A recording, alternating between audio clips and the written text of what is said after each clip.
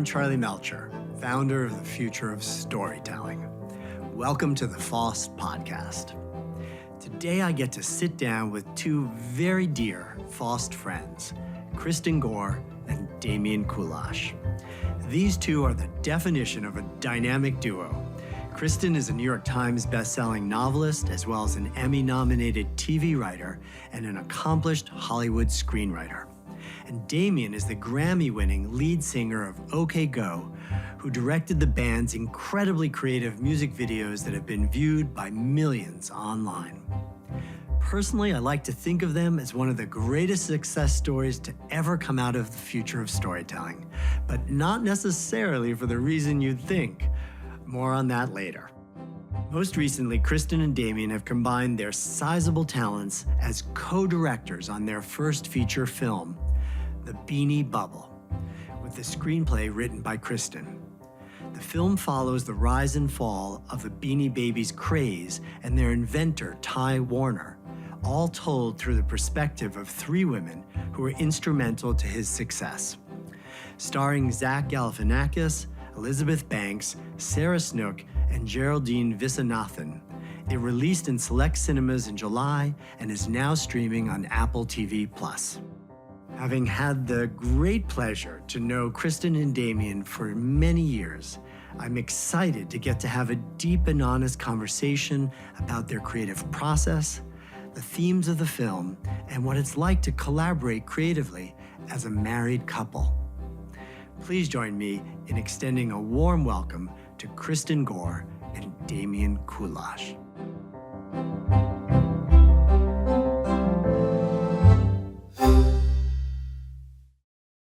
Kristin, Damian, it is such a pleasure to have you two here on the FoST Podcast. Welcome. It is such an honor. Thank you. Thank you so much. We're very happy to be here. I want to just start by saying congratulations on how amazing Beanie Bubble is as a movie. I'm so relieved and excited that I loved it when we saw it, because it would have made a very awkward podcast if I had to say, oh, it was interesting. Or, no, it was fabulous. What an achievement. It certainly is something. No, It was amazing. And just congratulations. It's a beautiful film.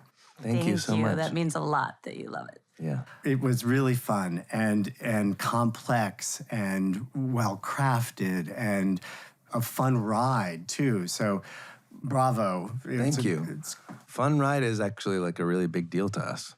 I mean, not that that's a surprise, but making things that you actually want to consume, not just want to have consumed, and not just like feel the intelligence and wonder in, but actually like just even when you're tired and have been dealing with your young children and just need to like tune out from the world and also want to have something smart. It's like that's a pretty small bullseye. Right.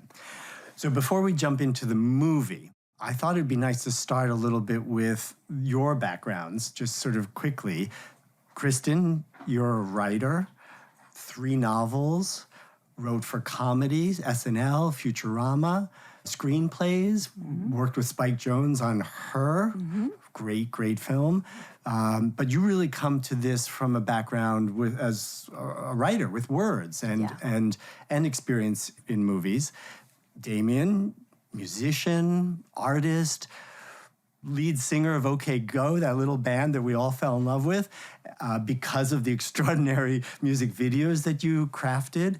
Those went incredibly viral. Talk about joyful rides. Those were incredible joyful rides for so many millions and millions of people. The skill sets seem to me very different, but really complementary. Is that true? Yeah, thank you. Yeah, we found it to be true. We found it to be true. We discovered early on, to our delight, that our instincts are very aligned and our taste is very aligned. And so we pretty thoroughly agree on what we like and what is good and what we're trying to get out of any kind of piece of art. Or we should also mention that we're married. Oh yes. Oh, that. I'm just realizing I'm doing that going over that in my head and going, these are all very nice things to say. And then I was realizing, like, if you don't realize that the two of us are married, that's a really weird. Sounds way like to we should get married. Yeah, exactly. We already are. Yeah. How'd you meet? That's such a good question. We first met in high school. We had art class and government club together. We were in different grades and In the 1990s. in the That was a bad joke, 1990s, I'm sorry. exactly.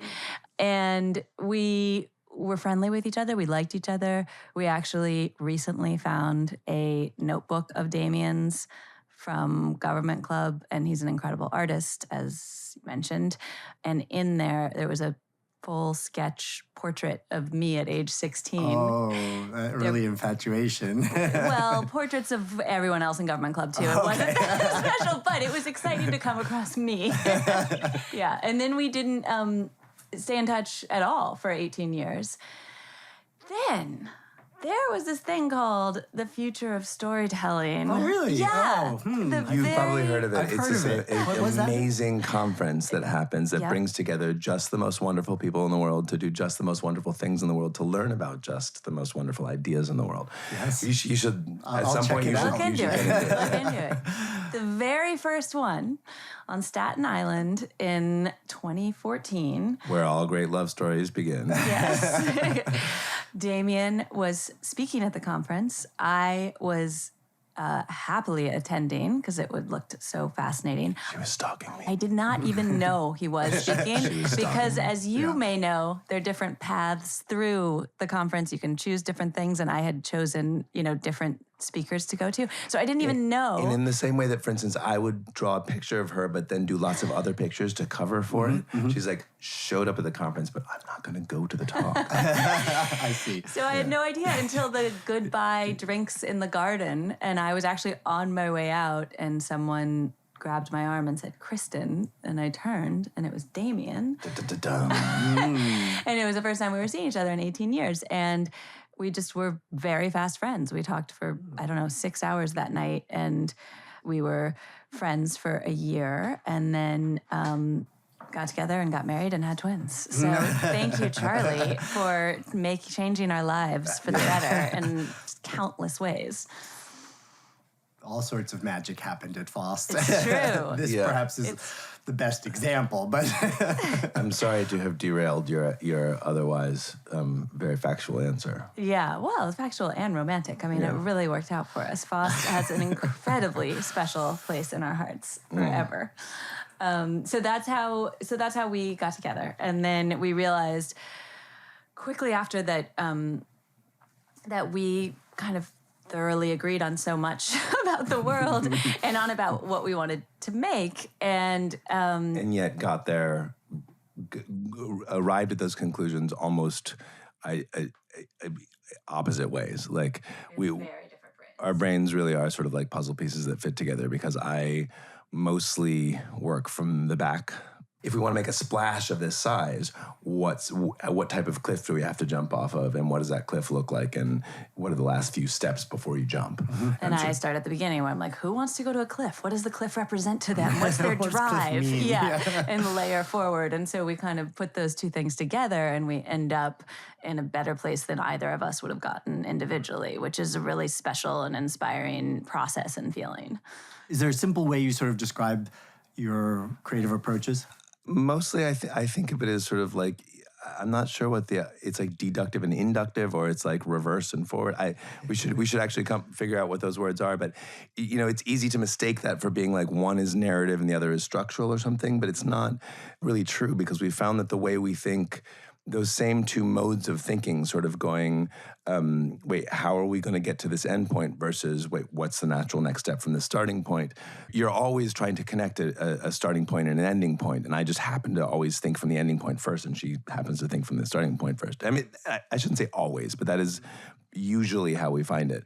And most problems don't fall right in the middle either. So it's sort of like the overall thing we're working on has a pretty even distribution curve of where the problems are, but any given problem is sort of like, it's more something you should just like reverse engineer, or it's more something that you just need to organically grow, and we don't always know what it is going into it, but one of us comes up with the answer much faster than the other one, usually, depending on which way the thinking sort of works. Yeah, I think I always have a sort of visual in my head about it of Damian sort of up above in the sky looking down. Me too. Yeah. and Yes. That's what I think. With the roots of a plant, like growing up, and it's sort of meeting there. Yeah, that's really nice. I never knew about that visual. Yeah. That's beautiful. The other, another way is I run a spreadsheet in my head, and she runs a Word document. Yes, that is true. That's a good summary also. So let's start with the origins of this movie. A serious nonfiction book called The Great Beanie Baby Bubble, Mass Delusion and the Dark Side of Cute by Zach Bissonette. How did you come to that book, and how from that book did you decide to make a movie about it? Yeah, the book was sent to me as a possible adaptation for me to write, and I was surprised when I devoured it how much was in this story, because I wasn't interested in Beanie Babies. I sort of missed the craze when it happened, didn't care. You don't have a lot in your attic? I don't. Home. We were both the exact wrong age for it. We were in college, and we just kind of skipped it. We were aware of it, but weren't participants. And so and that's not the kind of thing I would think I would be drawn to, but that is an understatement. Yeah, I'm not big on kind of like consumerist fads. But anyway, what was these women's stories that were in the book, and kind of documented these journeys of these three women who contributed so much to the phenomenon and didn't get any of the credit or the money, were incredibly fascinating to me, and so that's what I really wanted to dive into. I shared it with Damian, who completely loved it too, and we also really were fascinated by the fact that this one of the most absurd speculative crazes in history came about because of the advent of eBay and the rise of the internet, and this like incredibly specific, exciting time in the mid-90s where there were these bubbles of hope and optimism, and all these seeds of now were being planted, and we thought it was all going to go great. Right. And then and then the bubble pops in more ways than one. But and so we very quickly realized like this is something we want to direct together, and we went from there. I actually think it's a little bit like taking a painting and trying to generate a realistic photograph from it. Because what I found very interesting and inspiring in how you approached it was that there's this incredible wealth of information in the book about this specific episode, but what we were seeing in it was how telling it was about humanity and about America and about consumerism, about all these things that like are underlying the whole thing, underpinning the whole thing, but aren't the story of the book. The story of the book is basically about economics and about these individual people, but sort of just like little bits of it. And you have to take all those sort of brushstrokes and try to get it to become a much more linear story. And when I was doing spreadsheet, I was like, I was going through it, going like, all these amazing facts and blah, blah, blah, and sort of how do you, what do you make out of this? And Kristin's way of thinking, obviously much more suited to that process. And you did make a photograph out of it. It's like it becomes this very, very, very real people in a very real world. Yeah, and the women, Zach Bissonette's book is great and chock full of incredibly fascinating stuff, and all the raw material is there. But the women don't have the sort of focus in the book, and that's what compelled us the most. So we sort of pulled those journeys out and made them the organizing principle of our film, while we're also, because we didn't want to just tell the story of Ty Warner or a product becoming super popular and making someone a billionaire. Like that's in the movie, but that's not the point of our movie at all. Our movie is really something of a bait and switch. Like, yeah. Especially in this time when we didn't know this as we were making it because we didn't know they were in production, but there were so many other like product films right now. Air and Flamin' Hot Cheetos and Tetris and Blackberry and Barbie. Yeah. And we haven't seen most of them. We assume they're great. This is nothing against any of them, but we did not at all think of ourselves as making a product movie. It really is more like you think you're going to learn about Beanie Babies, and actually you don't. You learn about humanity, hopefully. Yeah. Because we really wanted it. For us, it was about taking a really interesting, for us, look at assigning value to things, like who we value, what we value culturally, why we value who and what we do, and really looking at the female relationship to the American dream, looking at these systems and cycles of inequality and marginalization, and, but with this fun, colorful backdrop of an absurd craze where people lost their minds over tiny stuffed beanbag animals, Right. So we wanted to get at all of that in this joyful, colorful way. And the thing about us collaborating that made it really fresh and special is instead of telling the story in a linear way, which there was a linear version of the script, but our movie, for anyone who goes and see it, and I hope everyone does, you'll see it has a very unconventional structure, non-linear. And that was completely Damian and me like ripping apart the story and rewriting it all to be this, what to us felt like a really fresh original structure. And that was really challenging and really fun. And you did that so that you could run through the emotional arc of these three stories in parallel instead of chronologically in sequence, where it would feel repetitive. What we noticed was this same pattern keeps happening in little factoids in this book and in little pieces of information, and that was the thing that made this not the interesting story behind a sort of Trivial Pursuit answer. Like that this isn't just how crazy could America, like how did we get to this crazy point? These are the crazy that we do every day. I'm not sure if my grammar even works here, but like that the mundane daily life crazy, if you add it all together in certain circumstances, it makes Beanie Babies. Like it makes this insane speculative craze out of like mass-produced tchotchkes. Like like the most crazy stuff can come from the most sort of everyday mistakes. I would say like the basic premise of the American dream is like somewhere out there you're gonna like too good to be true is possible. Right. That you're the one who's gonna like crack that code and your $5 purchase is going to be worth $200,000. Exactly. Right, and that is when you step back from it and go, how did all of America think that these mass-produced things were somehow scarce and valuable and going to put their kids through college?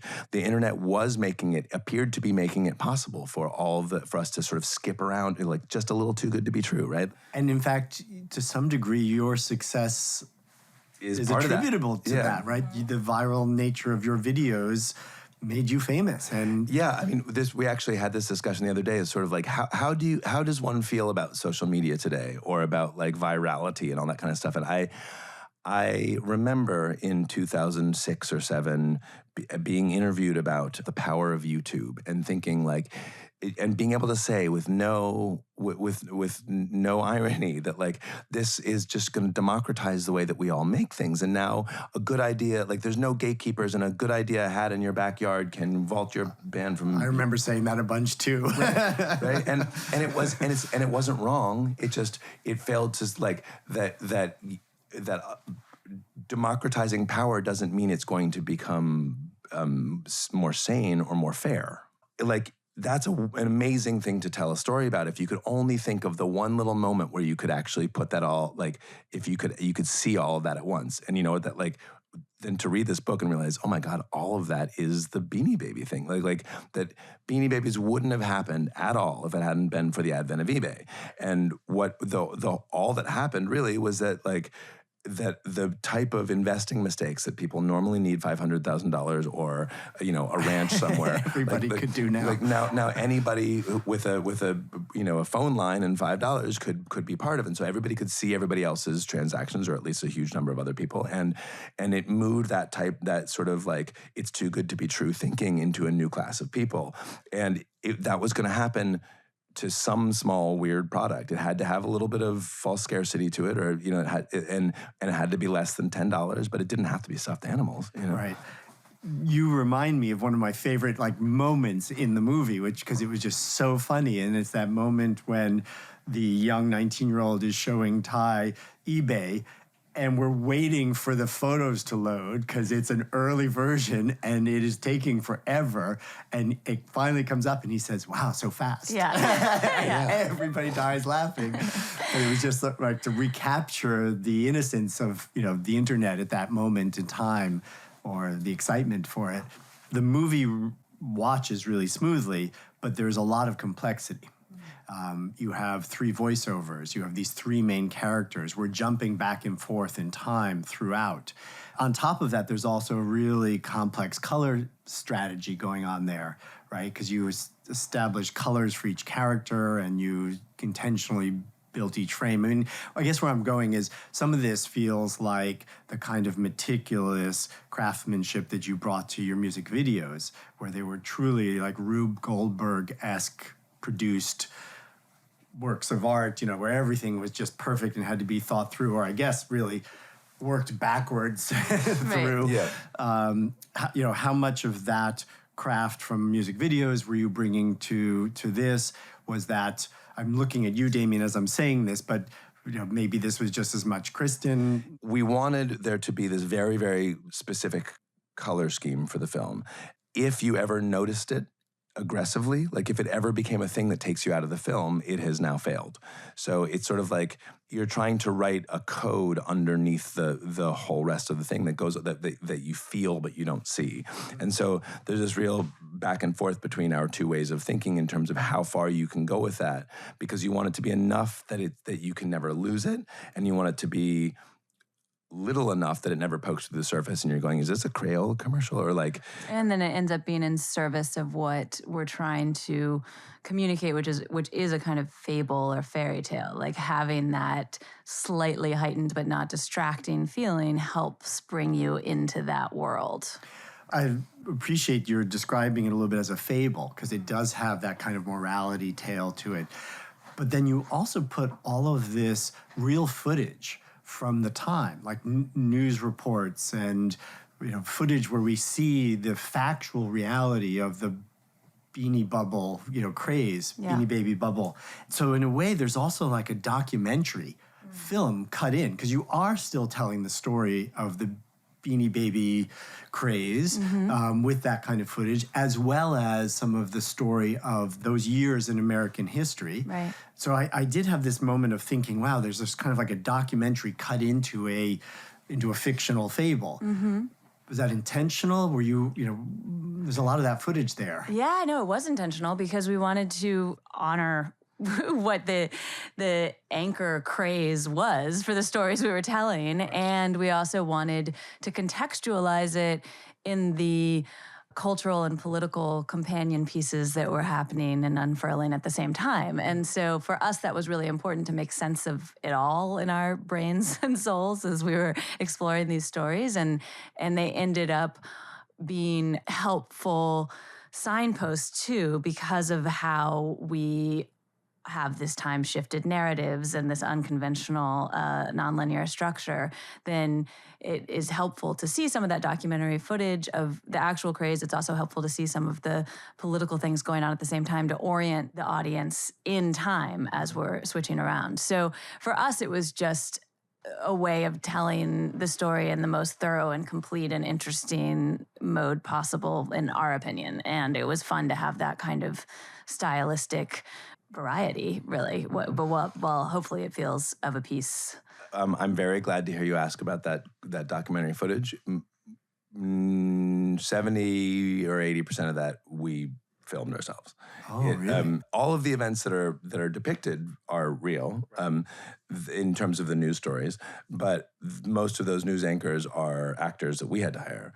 A lot of it, we were recreating actual archival footage, and we show that the scene of the couple divorcing in a court in Las Vegas and having to split up their Beanie Baby collection. And there's a real photo of that couple. There's a very famous real photograph. And we did not use that real photo, but we recreated that real photo. Yeah, so the inset photograph in that looks very, very similar to the real one, but is that we had to shoot ourselves. Yeah. Okay, but there's another set of documentary footage which has to do with what's happening politically. Right, and that's what I was talking about. Yes, that is all real. Shot where over the shoulder we see on the television Clinton impeached. Right.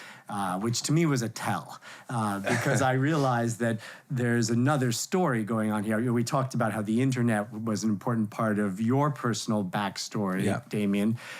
Kristin, there's a story here about Bill Clinton as president and his impeachment. And some people have said that actually it was his infidelity and impeachment that led to your father, Al Gore, not becoming the president, the next president. And I wondered if you saw some parallel there between Ty's story and Bill Clinton's story. Feel free to tell me I'm overstepping my bounds as a friend, but the Beanie Baby craze, that bubble, happened in the exact years of the Clinton administration, and 92 to 2000, exactly. I mean, it's creepy. It's uncanny. Right on the money, yeah. Right. And so, we talked about bubbles of hope and optimism and feeling like, okay, things are gonna, turn around. The boomers are coming in. They're gonna fix everything, and vote Clinton Gore. Right, exactly. And there was a lot of hope and excitement and a lot of progress and change, and then things didn't completely turn out the way that everyone hoped. And so there were bubbles that popped in both cases, and the 2000 election was a big bubble pop, and a big disillusionment, a big letdown for democracy, to have the Supreme Court intervene in the way that they did. And so that, part of what we wanted to explore with our movie, the larger themes are also just, we talked about assigning value and bubbles and what you believe in and what you do with disillusionment too. And all of that, we're telling this particular story, but it resonates culturally in a much larger space. And that was something that we wanted to contextualize. Mm-hmm. When you start thinking, when you pull at the thread of where does this value come from and why did we think it was valuable and whose collective delusion is this, it doesn't just stop at Beanie Babies, and so I think that bubble of hope starts pointing at a whole lot of other things too. You're sort of like, is democracy a bubble, or is America a bubble, is capitalism a bubble? Like all of these things that everybody sort of feels are fundamental to our society, at least, if not something larger than just ours, are all just as arbitrary as the system that we are talking about here. They're just a lot bigger and a lot more weighty. And so having that historical alignment really helped bring that into focus. Is sort of like, now that we see how dark technology is 20 years out, like, look at the presidency. So let's bring it back from the myth of the whole country down to your own personal experiences. I mean, the opportunity to make a major feature film. I mean, you've been probably both dreaming about this to some degree for your whole lives, right? That's making it, right? You finally got the opportunity. I mean, can you say how big a budget, how many people? Like, this was a big scale production. I will say that, like, on our big day, our crew was about 500 people. It was easily the largest thing that either of us have ever been involved in, and we're still sort of pinching ourselves every day going like, I can't believe we got to do this. And what was it like for the two of you to work together? It's not that common to have directing teams. Perfect in every way. And we'll leave it at that. No, I mean, we obviously we don't agree on everything, but luckily I'm always right. Yeah. And it's good for him to always think that and then to just make it happen the other way.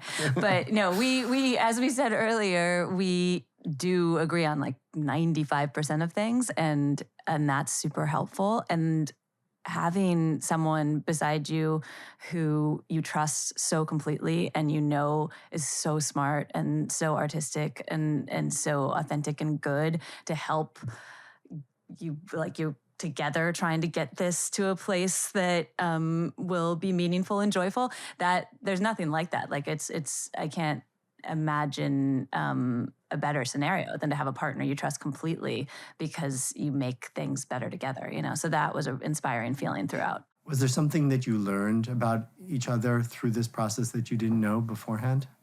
You learn a lot about someone from parenting with them, and this has a ton of overlap with that. It's sort of like problems thrown at you all day long, joyous, wonderful problems thrown at you all day long that you have slightly different instincts about that mostly overlap, but where they don't, there's sort of a like, wait, how could you pull that rug out from underneath me? This is not what life is like. That's not what, and that trying to find in those moments a way to make it all better because of that, to go like, oh, maybe I was like, if we don't agree on this, I guess it's not so obvious. Or if we don't agree on this, maybe we need to keep working on it. Or like, and that is much more approachable when it's a project that is involving a whole bunch of other adults and an actual end product and a bunch of processes that you can talk about, as opposed to just like have to sort of dance around the way you do with little children.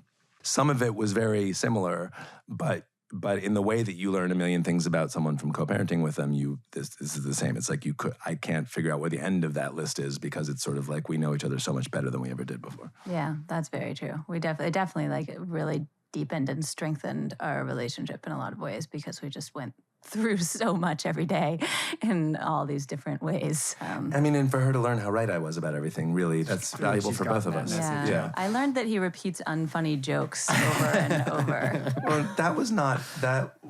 I was doing that well before the movie. Well, that's good. That's true. It just, really became clear. Sometimes I have to remind her how funny I am, but it's close. She always gets it in the end. So. Yeah. Would you do it again together? I think so. We really are. I mean, you should answer too. It was so exhausting and so depleting that we were just enormously burned out at the end and needed a really big break. We're still in that, but we're also really happy and proud of what we made and are excited to share it with the world. And it feels the fact that we were able to make something together that really delivered on the vision, that feels like such a coup, and so we don't take that lightly. We know that's a special feeling for us to have, and we'd like to repeat it, I'm sure. But it's also such a huge undertaking with small children that it's not, we're not going to rush into it again because we have to be very thoughtful about how we do it. It's a huge commitment. Should we be lucky enough to have the opportunity to do it again? Of course. But does that sound accurate to you, Damian? Whatever you say, boss. Yeah. I'm just trying. I'm taking a moment to think if I can what the most honest answer I really have is, because I think that I was realizing it matters to me how this plays in the world, and I was going, do I really care about don't I know already what we made it or we did right the work is meaning there. The response to the film and its success would influence your answer. If it's really successful, sure, you do it again. No, well that's what I was worried. I was thinking, why does it matter? Obviously, everybody wants the world to like the things they do, and whether or not we have the opportunity again has everything to do with that. But I'd like to believe that that having made the piece, I now know what I feel about it, and it doesn't really matter what the world thinks like that. One would like to believe that, and so as I plumb that answer in my mind, I'm realizing I think really what it is that when I look back at the things I've done earlier in life and how and how I feel about them now, it's not necessarily their level of success or sort of recognition or anything that makes them good or bad. But there is something about that settles within you about whether or not it was quote unquote worth it. That right now we are at the sort of we are at the finish line of something that was really, really difficult, really, really gratifying, really, really intense. And I'm really proud of what we made. I don't yet know if it was worth it or not because I'm still in it, and yes, the world's reaction to it in sort of whether success, not success, will help balance that, but probably more just because it will amplify my own feelings about it. If this goes out with a whimper right now, then we have this really intense moment, and I will always have this film. But if it becomes the thing that we wind up talking about at dinner parties for the rest of our lives, then like it's going to be a much bigger part of us, regardless of whether or not it has any, whether or not it made anyone any money. It's going to take a while to know how we feel about what it was just too intensive an experience to know if these are sunny memories or dark ones yet. I wonder too, particularly given the conversation we had a few minutes ago about the change in making things on the internet, the download speeds and the ability to add images and all of that, how technology is going to transform the craft of filmmaking over the next few years. The 500 people and 3 months and giant sets and big budgets and all of that might be, we're maybe just a few years away from it being you two and an AI sitting down and making this movie. I mean, let's hope not. And we have several strikes going on right now about a lot of those issues, and we're in full solidarity with the Writers Guild and with the actors. So we, there's a lot of exploration and resolution that needs to happen before anyone gets back to work making anything, because right now it's an unequal and really immoral situation that is in search of resolution. Resourcefulness is sort of at the heart of creativity. There's no question that technology will change, it does change what resourcefulness means. And that has been, for me personally, a big, big part of being creative over my whole life is sort of like, what is this tool and how do I play with it? The incredible speed with which technology is changing will change what it means to be resourceful. On the other side of that, there's this sort of like our current understanding of AI is that it aggregates and finds patterns in existing human work that suggests a very depressing future of non-growth. That basically you can have as many poems as you want for all of the rest of time, and all of them will be identical to the poems we've already had. It would be as if a major studio just kept remaking the same movies over and over. Can you imagine any studio that would do that? How strange that things would change to that state of affairs. Yeah, that would be bizarre. Yeah, I mean, isn't that to some degree what we've always done, right? The Right. great stories we retell in different forms over and over again. The optimistic view, of course, is that it's just another very superpowered tool, and that we humans will still keep control of it. Right. And it'll help us continue to tell stories that are human and emotional and resonant. Like the way we control social media, right? And right. How great it is for us. Yeah. Techno-optimism was so 90s. If you believe that, I've got some Beanie Babies for you. Yeah. Well, I can't wait for the next story that you two decide to collaborate on and tell, because I so enjoyed this one. And thank you for spending the time with me today. It's just always such a pleasure to hang out with you two. It's been so fun, Charlie. We love you, Charlie. Oh, love you too. I'm Charlie Melcher, and this has been the FoST Podcast. Thank you for listening. If you're passionate about making and sharing stories in any form, the future of storytelling is the community for you. In addition to this show, we have a free monthly newsletter, FoST in Thought, and an annual membership called the FoST Explorers Club, which you can learn more about online at FOST.org. Who knows? Maybe you'll even meet your future spouse.